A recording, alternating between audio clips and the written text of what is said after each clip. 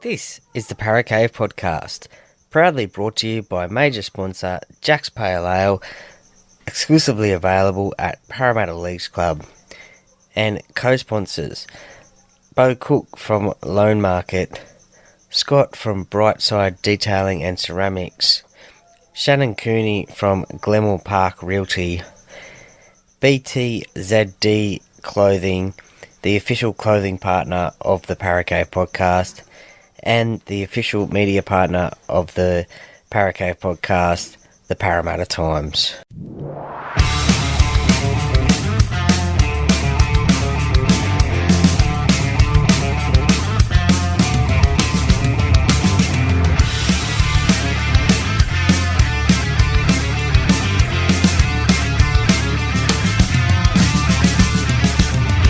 Welcome to another episode of the Para Cave Podcast. And now over to your host, Troy Warner, broadcasting live from the world-famous Para Cave. Yes, welcome back to another episode of the Para Cave Podcast. This is a replay chat of the chat that I have with the Duckman on Pulse FM, 89.9 FM. And I usually talk to him every Friday and Sunday night, just after 7 o'clock. And the Friday night chat is a preview chat of the round that is coming up. And this week it is Indigenous Round in the NRL, Round 12. And there's some great games coming up. And before this chat, the Broncos and the Panthers had a game, so we talk about that one. During the chat, the Dragons and the Roosters were having a game, and there were some ups and downs in that game, so we talk about that game as well. And there's some other great games as well, so the Rabbitohs and the Eels, the Tigers and the Cowboys, interesting game at Leichhardt Oval. Probably we both agreed that the game of the round was the Dolphins and the Storm game up at Suncorp Stadium. And it ended with the Raiders and the Sea Eagles down in Canberra. So we discuss every game. We sort of pick a winner out of every game, and it's just a general chit-chat about each game. So we preview the round. We also delve into a Queensland State of Origin team as well. So we have our thoughts about who the selectors will pick for Game 1 of State of Origin, which is not that far away. I think it's May 31, played at the Adelaide Oval, I think it is. So that is not so far away. So we give our opinions about who is going to make the Queensland State of Origin team. So if you agree with what we say, drop a comment in the on the social media channels, or leave a 5-star review and comments as well.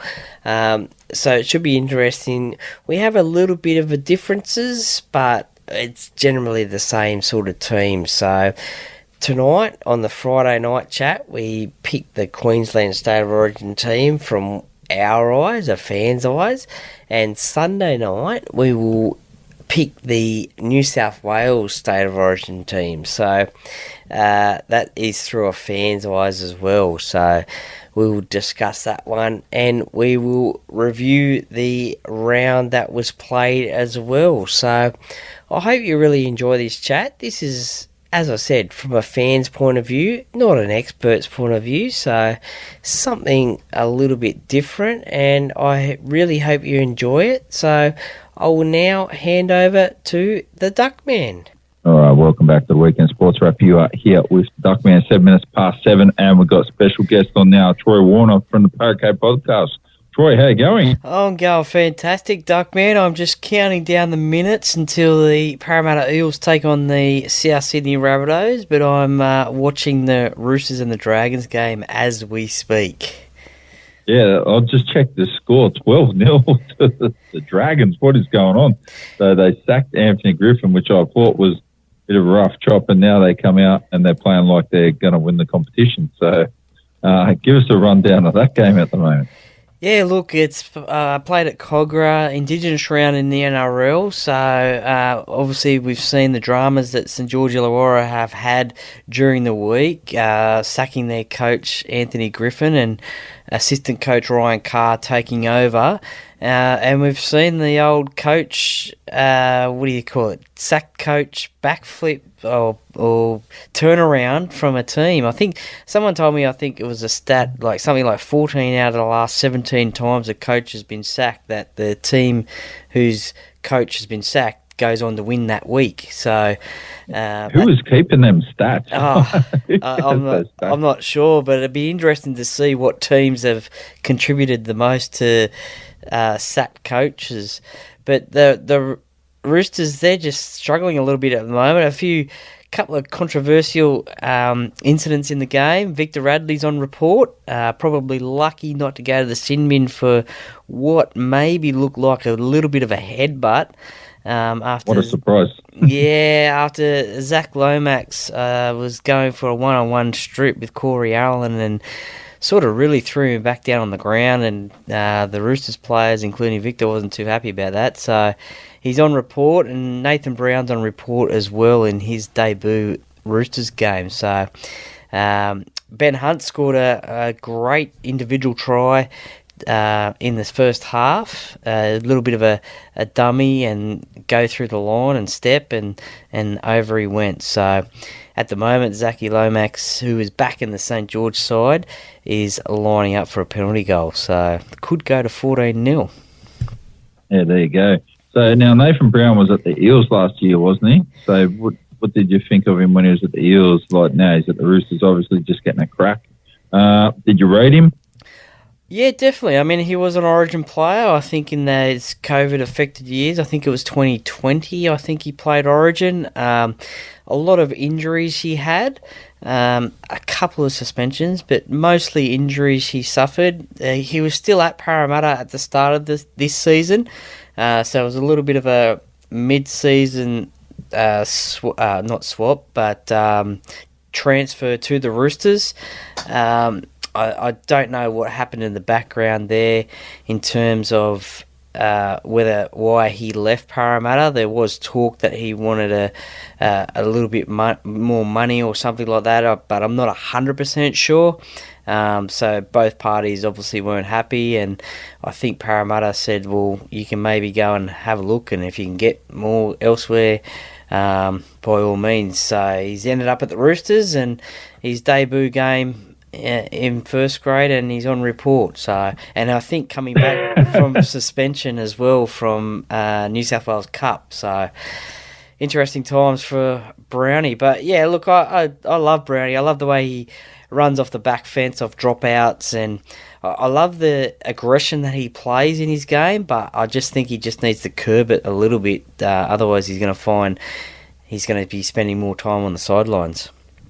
So this what happens with Victor Radley too, I think. So Victor Radley, I don't particularly like him, but he's a good player, and he just is always walking on that fine line between taking it too far and being just dishing up enough. And there you go. So Zach Lomax has kicked that penalty goal, and now Dragons are up 14-0, 47 minutes in. So Roosters be shell-shocked. I haven't seen Trent Robinson have a crack at, but I reckon he's got it up his sleeve if he needs to.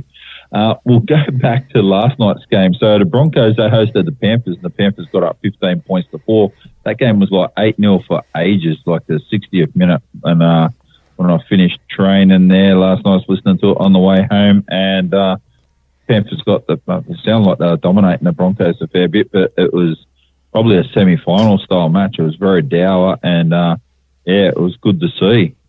Yeah, definitely played there up at Suncorp Stadium, and the kickoff to the Indigenous Round, and they had a little bit of a Indigenous celebration at the start of the game, which was amazing to see. And I think we're going to see that throughout the round 12. But yeah, look, as you said, it was a little bit of a semi-final feel.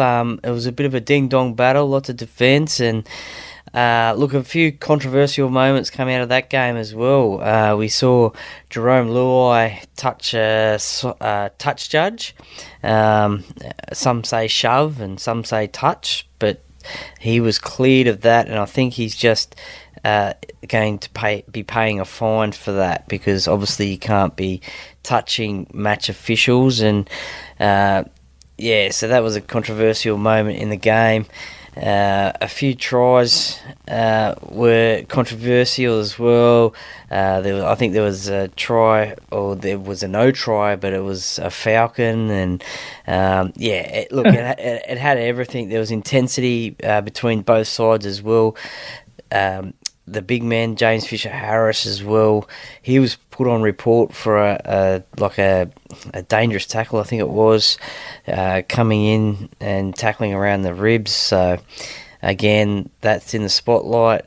But, a semi-final game, semi-final feel. The Broncos got the Panthers in round one, and the Panthers dished out the victory this game, and Nathan Cleary iced the game with a field goal in the 79th minute, and has now become the youngest ever player to score 1,300 points in the NRL, and also the Panthers' most capped field goal player. So, well done to Nathan.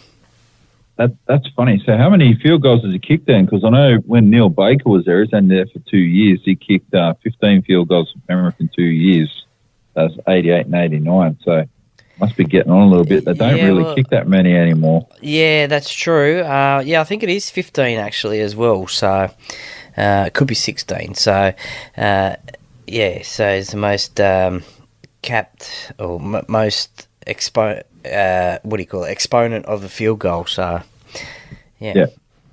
So it is a big achievement. So, and talking about Neil Baker, actually kicked 14, Neil Baker, 7 in 88 and 7 in 89. But we go back to 1986, he kicked 26 field goals when he's playing for South. So there you go. Well, we have seen the last person that kicked that many. Yeah, we have seen just recently Nathan kick a lot of field goals, actually. Well, like last night, he's kicked one.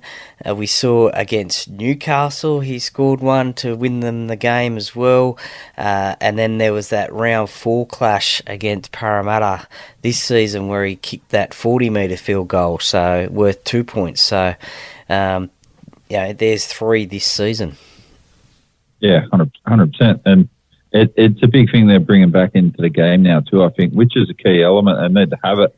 I still reckon there should be draws in the NRL, to be honest with you, but if you can hold the team to the score, should be a draw. Shouldn't be going to extra time, just be a draw straight outright. But I like seeing the field goals, so it reminds me of back in the 80s and 90s. There are lots of kicking duels. No, you don't see any of that anymore. And the Roosters are on the board now, so down 14-6, so the comeback might be on. We'll see how it goes. Tonight, South are playing your beloved side, the Eels. So, you confident or what? So, South are in pretty good form at the moment. I would be a bit concerned about playing South, even if Penrith are playing South at the moment. Well, just before we go into that, Luke Keary looks like he's gone in for a try for the Roosters to get to 14-10 with a kick to come, and it looks like he'll kick that because it's right near the post. So they are on the comeback trail. But, look, Rabbitohs and Eels at Allianz Stadium tonight in the city, not a core stadium. Some call it Trelliant Stadium. But it's going to be tough for the Eels. The Rabbitohs have won the last 7, I think it is, against Parramatta. For Parramatta, it's a little bit of a bogey side, the Rabbitohs. And the last 6 times, I think the Rabbitohs have won 13 plus. So the Eels are going to have it all cut out for them, but Mitchell Moses returns for Parramatta, which is a big in for them. They missed his kicking game last week against Canberra, so he's back, and they'll be confident about that. So they need to get on the board with wins and slowly climb that ladder.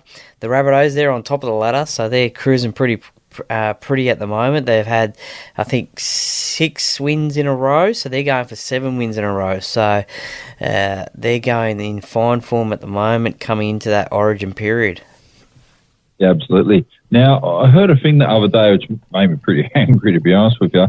Jake Arthurs, I don't think he's the best halfback in the world, but he got absolutely chopped apparently last game by the Eels fans. They've just absolutely pasted him, and the poor guy got asked if he wanted to get an autograph off some young guy, and he asked the guy, "Oh, are you sure?" He's doubting himself and he's upset. Guffo was raging about it. He wasn't very happy about it when he's on Big Sports Breakfast the other day.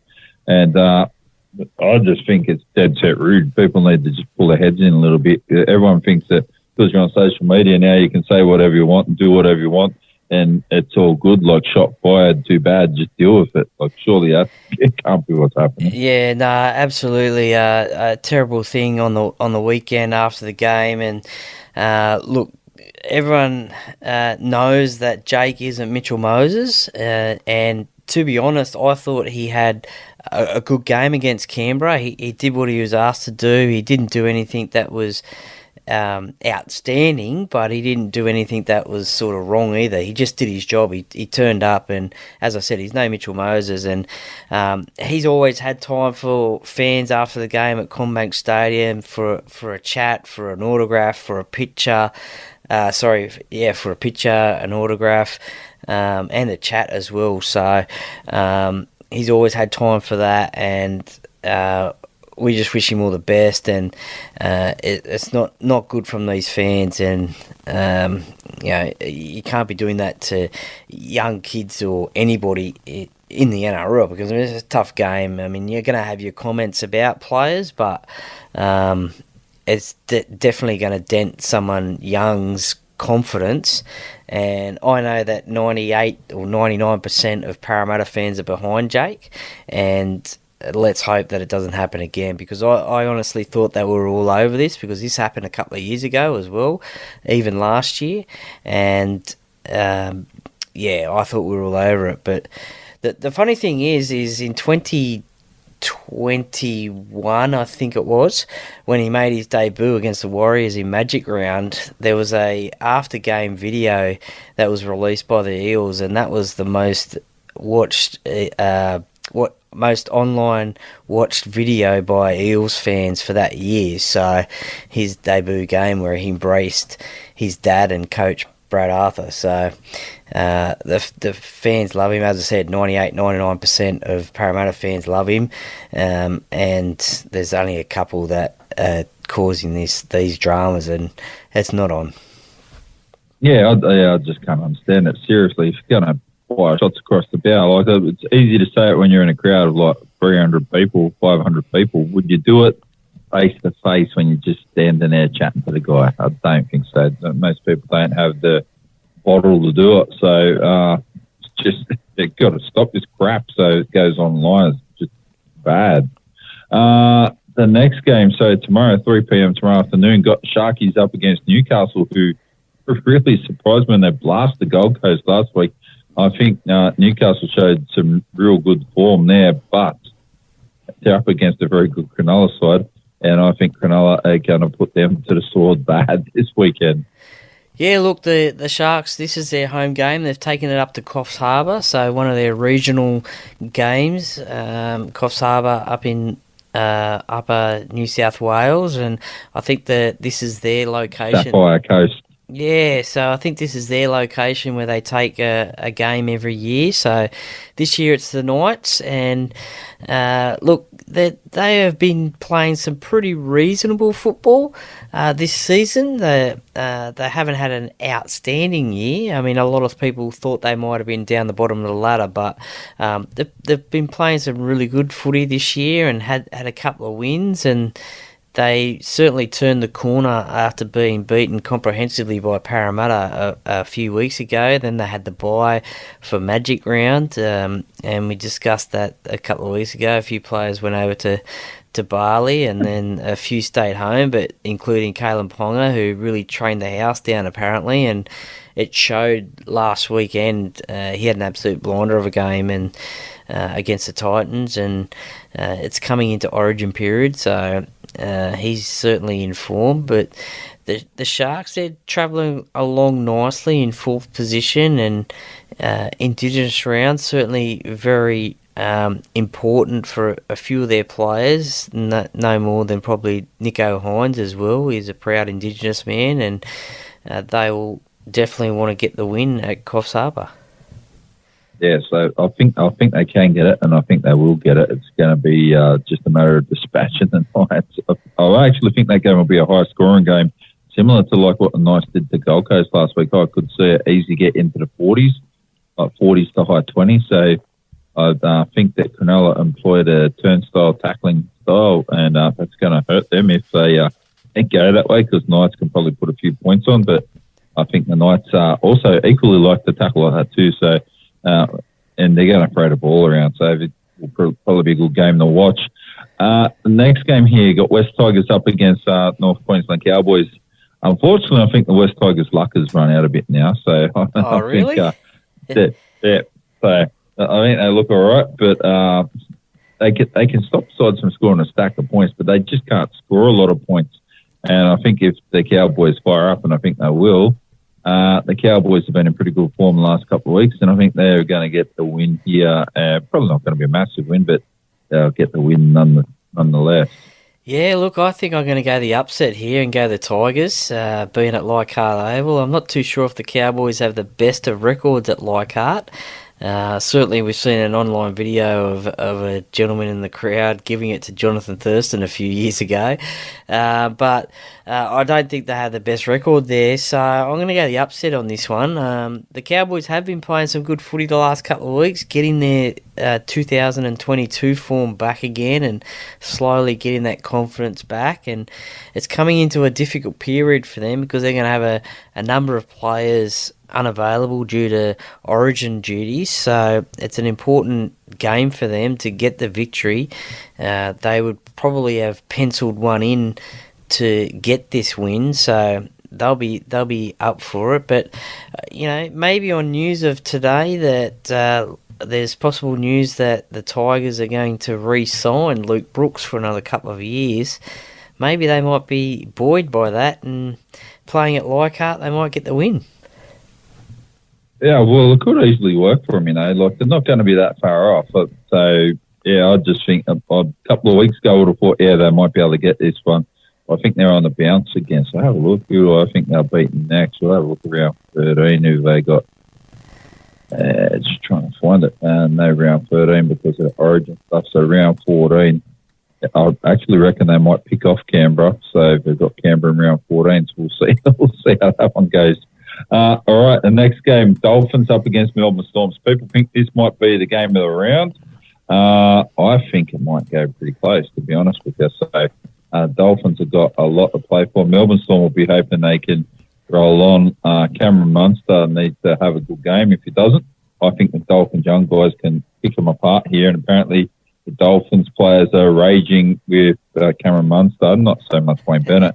But the players are upset because he made them all these guarantees and promises about playing there this year, and then he ditched it at the last minute and didn't tell them. So players are supposed to be a bit upset about that. Yeah, look, this, as you said, could be the game of the round up there at Suncorp Stadium. They should have a 30, 35, maybe even 40,000 crowd up there. The Storm pull a good crowd up in Brisbane, and obviously how good the Dolphins are going at the moment, they'll certainly get the fans there. The Dolphins, well, they've got a few former Melbourne Storm players in there, Jesse Bromwich, Kenny Bromwich and Felice Kafusi, to name a few there, and they'll be looking forward to playing against their old club, as all players do who change clubs. They love playing against their old club, so they'll be up for this game. As you said, Cameron Munster as well, he'll be key for the Storm. Again, coming into that origin period, he'll want to get that form up. He will be picked, but he'll just want to have form going into the game, into the origin series. So, and as you said, there was that talk late last year about whether Cameron Munster was going to go to the Dolphins or not, and then he ultimately chose the Storm to stay there. So is that a little bit of bad blood between Cameron Munster and Wayne Bennett? Who knows? But the Dolphins had a week off last week with the bye, so this will be interesting to see how they bounce back after a bye, back into the competition, because we all know that regular football, they were having the wins. They had a few losses, but they were having wins, and who knows the momentum of having a bye, whether they can get back into it. So I just think that I'll tip the Storm in this one, but it could be a close game. I think it will be a close game. I think it's going to be very close, and there won't be much in it at all. I do think someone will strike it out. So, and for Melbourne, it's pretty easy. If someone's going to strike it open, make it happen. Is Jerome Hughes out? I'm not sure. So, but you'd be thinking you're looking at a Munster or a Harry Grant or a Jerome Hughes style player to make something happen. Yeah, no, Jerome's there. He's been named at halfback for the Storm, and just a quick congratulations to Jared Wallace from the Dolphins, who I think plays his 200th NRL game as well. Yeah, there you go. It's a big achievement, particularly coming to a new club. So he has been a very good buy for the Dolphins this year. He's going to be there for a few more years too, which is good. They need someone to help build a long-term picture. All right, the next game's it's just going to be tough for the Bulldogs. Bulldogs up against Gold Coast. Gold Coast in pretty good form, even though they got belted last weekend. I do think the Bulldogs can get the win here, but I don't think this is going to go the way they're going to want it to go. I think the Gold Coast, they're going to arm wrestle them all the way to the end. And if Gold Coast won it, it wouldn't surprise me at all, but I am going to tip the Bulldogs. Yeah, look, I agree with you, Duckman. I think the Bulldogs will get this win. Again, they've been playing some okay footy at the start of the year, and they sort of fell away a little bit. They had a few injuries in the side. Josh Adokar was one of those players. He's back this week. He was named to play last week, but pulled out of the game, but he's back this week, and another proud Indigenous player as well who loves playing in Indigenous Round in the NRL. So he's back and auditioning for that New South Wales spot on the wing there. So I think this could be one of those games that has a high scoring game. So I think there could be plenty of points in this game at a cool stadium. So the Titans they're a bit up and down. They had a good win against Parramatta. They had a good win against Manly. Lost last week to Newcastle. So I think, yeah, as you said, I think the Bulldogs will get the win. David Fafita is probably the key, I think, for the Titans. He's looking for maybe a bench spot in the Origin side. So if he's firing, then probably the Gold Coast is firing as well. Yeah, 100%. So a lot of people are saying they think if David Fafita plays in the Origin side this year, they think he should play number 13. So he should play at lock. I actually think that's an interesting move putting him there because he normally plays prop anyway, doesn't he, at the Gold Coast. So it would bring a different dynamic and it'll change what New South Wales are going to have to do. They're going to have to deal with him then as well. As we're talking about this, the Roosters are up 16-14 now against the Dragons, so they're coming home. So, but yeah, I do think that the Bulldogs are going to get the points here too, so against Gold Coast. The last game of the round, so Canberra up against Manly in Canberra as well, so 4:05 p.m. on Sunday afternoon. I'm going for an upset. I reckon Manly can do this. So okay. Canberra, all form tells them they can do it. I just think Manly, there's something about it this week. I don't think they're going to stay down for that long, and they might bounce back here. Yeah, well, Canberra, they're on a roll like South Sydney. I think they've won 5 in a row now, so they're going for their 6th win in a row. It's their 2nd game in a row at home, so they're on fire as well. They're playing some really good footy and sort of staying a little bit under the radar, I guess.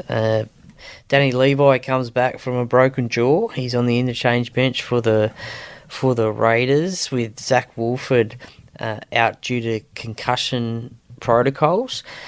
Manly, on the other hand, look, they're sort of had an up and down season as well. We all know Tom Trbojevic is struggling at the moment. He's sort of favouring that leg, I think. He probably wouldn't want to admit that, but we've seen a couple of times where other players have made breaks and he just hasn't turned around and had that speed to catch them and take them down. So he is struggling a little bit this season from those injuries, but yeah, look, I think Canberra are going to get the win here. I can't see an upset, I'm sorry, but I'm going against you there, Duckman.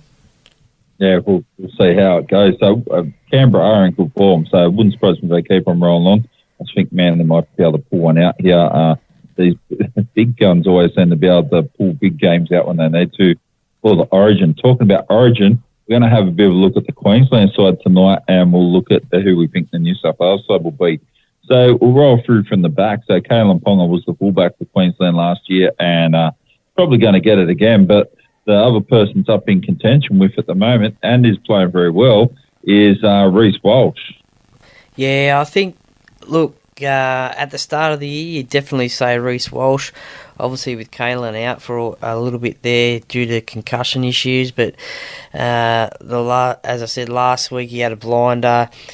I think Kalen's been there before, done the job. He was probably one of Queensland's best last year in a winning side, a winning series. Reece Walsh will be in the squad for cover for Kalen, and any other outside back as well.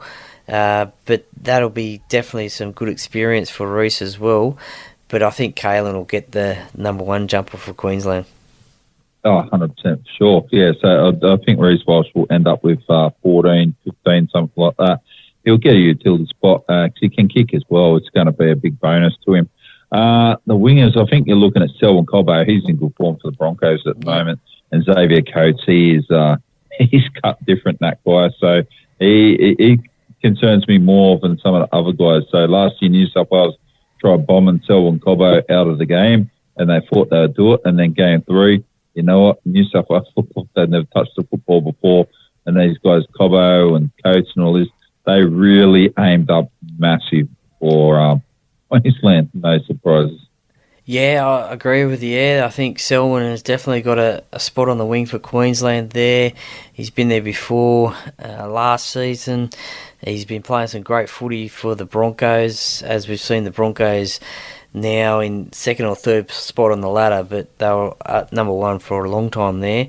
The other person I think I would probably put on the wing is from the Dolphins, Hamiso Tabuai-Fidow. He's been playing fullback for the Dolphins. And scoring a lot of tries too, hasn't he? Yeah, definitely, 100%. So I think I'd go for him on the wing, actually.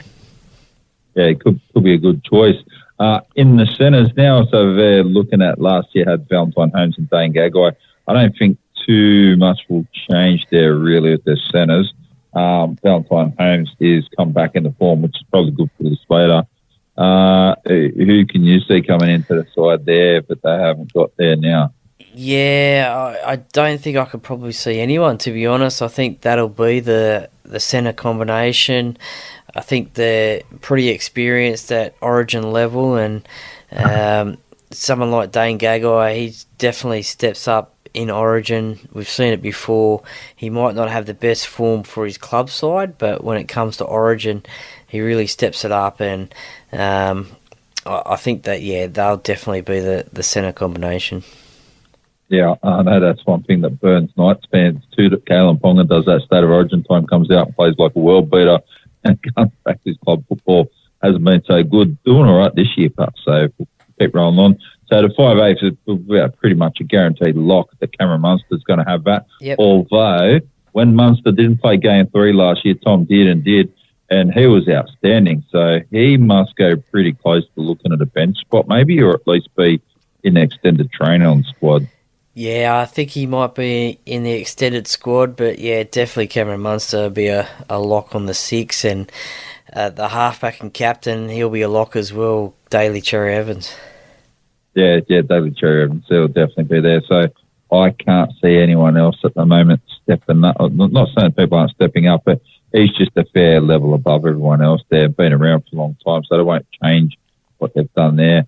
The locks, you've got like Ruben Cotter, Tino Fuamosualui, or Pat Carrigan. So I think you'd probably be looking at Pat Carrigan and Ruben Cotter maybe? Yeah, Ruben might get a spot on the bench. Jermaine Hopgood? Yeah, possibly. He could be a smoky as well. He's a Queenslander playing at Parramatta at the moment. He's been playing some good footy this year. He represented the Indigenous All-Stars at the start of the year.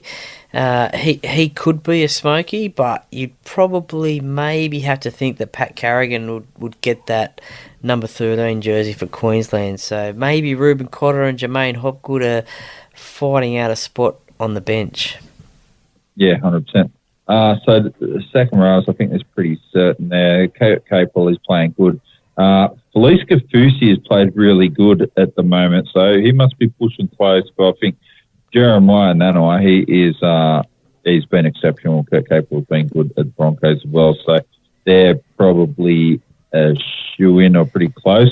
And Kafusi will definitely be on the bench, I think, because they need another big guy hit the ball up in the middle forwards.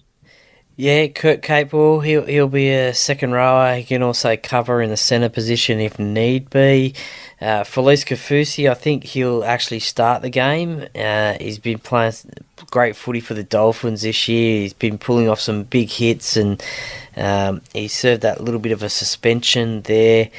But I think he'll get the starting position. I think Jeremiah Nanai is actually suspended at the moment, so I think he may have 1, maybe 2 more weeks to go. So I don't think he'll be selected for game 1, but definitely in mind for game 2. Yeah. So the hooker was Ben Hunt last year, or State Areas Player of the Series. The other alternatives, you got Harry Grant, who'll probably find himself on the bench. Maybe Reid Marnie. So do you reckon he's been doing enough at the moment for Bulldogs to get a spot? I don't think so. He was selected in the squad a few years ago, but had to pull out because of a shoulder injury. But I just don't think he'll definitely be kept in mind. Obviously, we've got a few games to go this round, and so we'll have to see what happens there. Hopefully, no injuries, but injuries do happen, so we'll just have to wait and see. But yeah, you definitely probably go Ben Hunt starting in that number 9 spot, and Harry Grant on the bench as well, just to add that impact coming off the bench, that spark. Yeah, so that would cause New South Wales a lot of problems to have another 9 coming on that is going to be a running option as well, because that's what he does. He can deliver the ball or run. It will cause a few problems to New South Wales. So the props, I reckon this is Queensland's hardest position to be picking players, to be honest with you.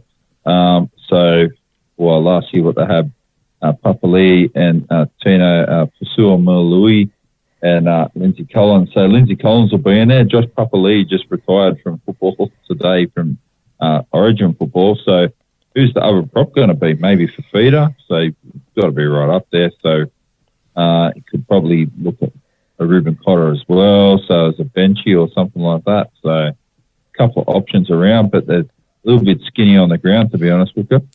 Yeah, there is a few options around. Big Tino, he'd be a lock, I'd say, in that number 10 jersey for Queensland. It's been there before. He'll probably do the job again. You probably got Ruben Cotter, Lindsay Collins, and probably maybe Tom Flegler as well from the Broncos. So they might be the 3 that are fighting out for that number 8 jersey, with Josh Papali'i retiring from Origin football. Still going to play footy for Samoa, but not for Queensland. Yeah, there you go. So that's what I think will end up happening there. Let's have a bit of a refresh here. So 16-14, couple minutes ago. Oh, here we go. The Dragons are back in front. I'm telling you, these guys, no wonder Anthony Griffin got the sack. The poor guy probably needs a break anyway. Like, his blood pressure will be all over the place. It's probably nice and calm at the moment because the Dragons are back in front again after looking like, they were going to win it.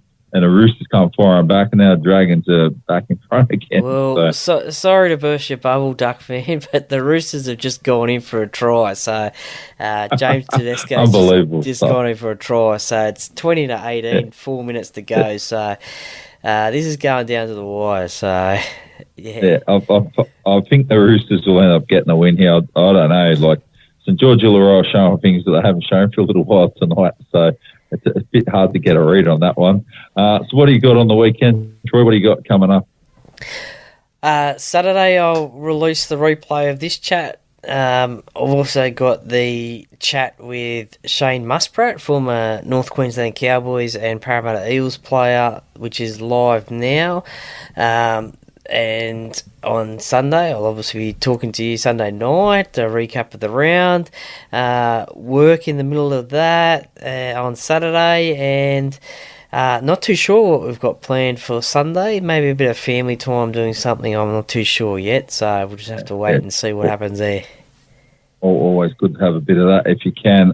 Make sure you get your New South Wales Origin side ready too. We'll be chatting about that squad on Sunday night for everybody to get. That one will be a bit harder, I think. I do think it'll be a lot harder. So there's a lot more options, a lot more variables. So that's going to change things around. So we'll see how that goes. Troy, thanks for your time tonight. Really appreciate it. Not a problem. And we'll catch you again on Sunday. Not a problem, Duckman. Thank you for having me and really enjoyed it, and enjoy your footy over the weekend. Absolutely will do. It's my pleasure. Thanks for it. Catch you on Sunday. Thanks, mate.